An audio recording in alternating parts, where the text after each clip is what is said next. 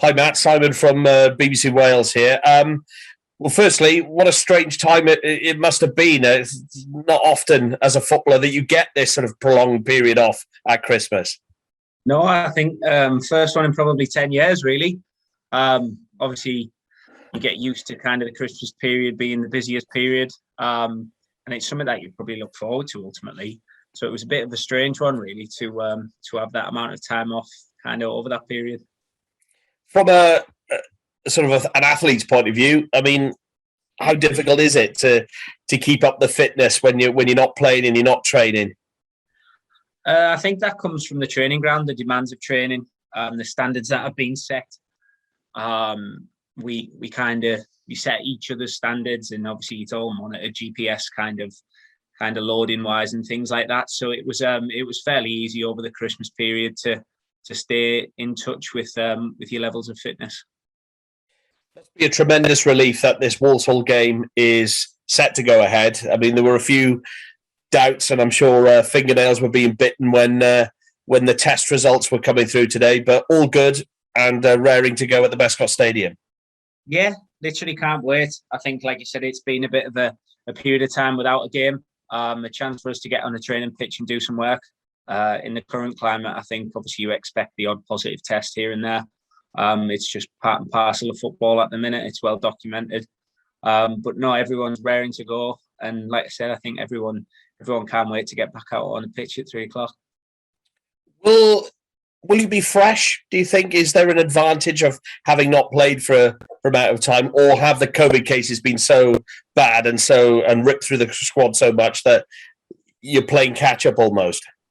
I think ultimately you'll see tomorrow. But I think, like I said, the work that we've done on the training pitch, it's been fantastic. It's been demanding. I think Walsall are in a similar position. They haven't played since the 11th, so they'll be in exactly the same kind of position. But as footballers, you want to be out there and you want to be playing in competitive matches, and this is the bread and butter. So we want to be back out there. And like I said, we've managed it well over the last kind of couple of weeks, 10 days. Obviously, like I said, it's part and parcel of football at the moment, but we've done our hard work on the training pitch, and hopefully it'll pay dividends tomorrow. And it's the first game of the calendar year for you guys. What are your hopes for 2022? I suppose, given the position that you're in, you feel that there could be a real promotion challenge, perhaps? I think obviously we're not talking about that. I think as a group, like I said, we've set standards, but they're very much kind of daily standards. And every now and again, you can stop and take a look back and reflect at the improvements that we have shown in the last kind of couple of months, 3-4 months, and sort of look at that. And obviously that's the main thing: consistency, progress as a unit, and touch up where we need to touch up, but keep doing the things that we're good at. And obviously everything will take care of itself from there. You've been part of Newport teams that sadly have fallen short and not quite got on that final step to promotion. Do you sense there's talent within this squad to go that extra step this year in 2022? I think ultimately, like I've said, we're not getting too far ahead of ourselves, but some of the talent that we've got in the dressing room is exceptional. It really is. I think the quality that we've got kind of around the place, the demands that we're putting on each other now in the football club, in the way that it's progressing as a whole.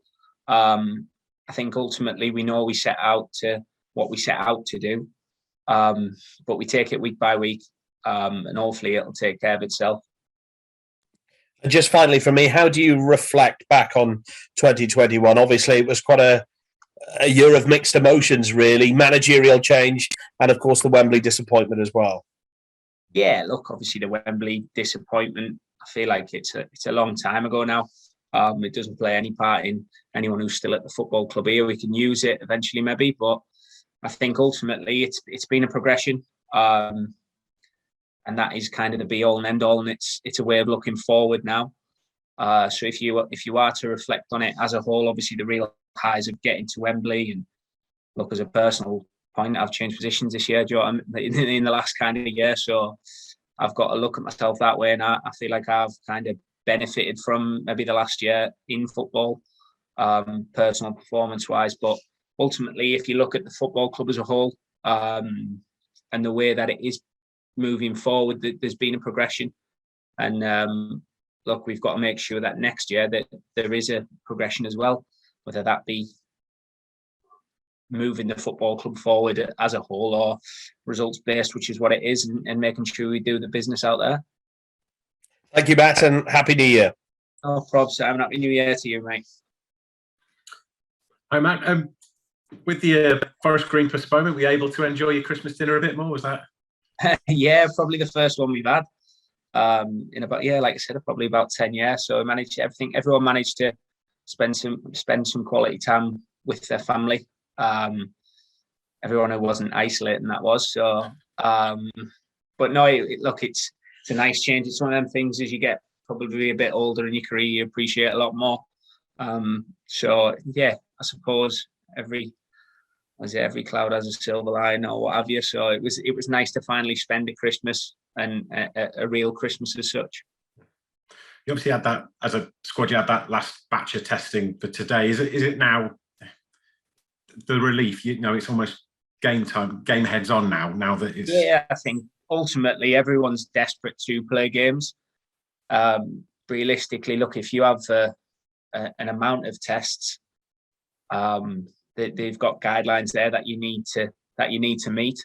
And unfortunately, we had a lot of people who did test positive. But like I said, with the people that managed to kind of avoid the situation, the work on the training pitch. I think if you could get any one of the lads who was on that training pitch, or if anyone was driving past Dragon Park Pitch 2 on Christmas Eve, you'll have seen how hard we were working. So it was a real chance for us to get on that training pitch, real chance for the manager to set his, he's constantly setting his standard, but a real chance to get some good work into us.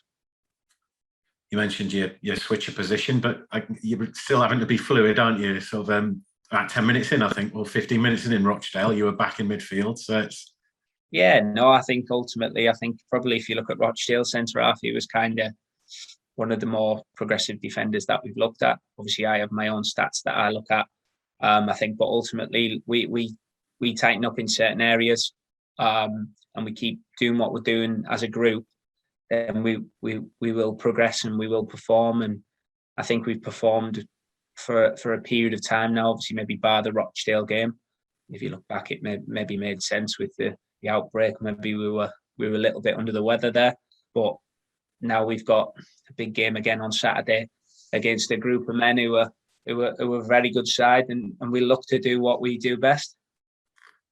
I asked the manager about it earlier, but he wouldn't play ball. But it could be going up against Josh Labadie.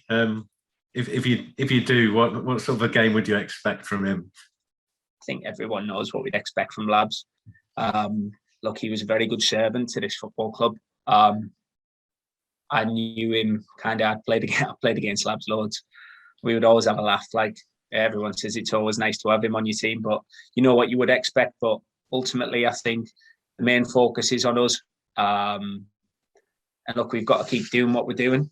Like I said, you have time to reflect, and we know what we're good at and the way that we are going. And we believe that if we keep doing what we're doing, working on it and improving on it, then we'll get the results on the pitch.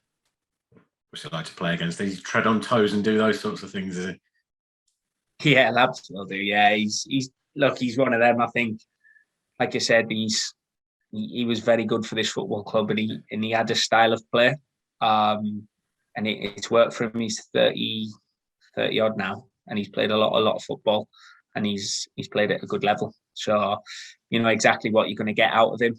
But look, he's been brilliant. So look, we'll see him out there tomorrow. If we do or if we don't, I don't know. But we'll just take it as it comes. There's 22 of us on the pitch, so we will work it out then. Oh, good, brilliant. All right, cheers, mate. Thanks, man. No problems, Chris.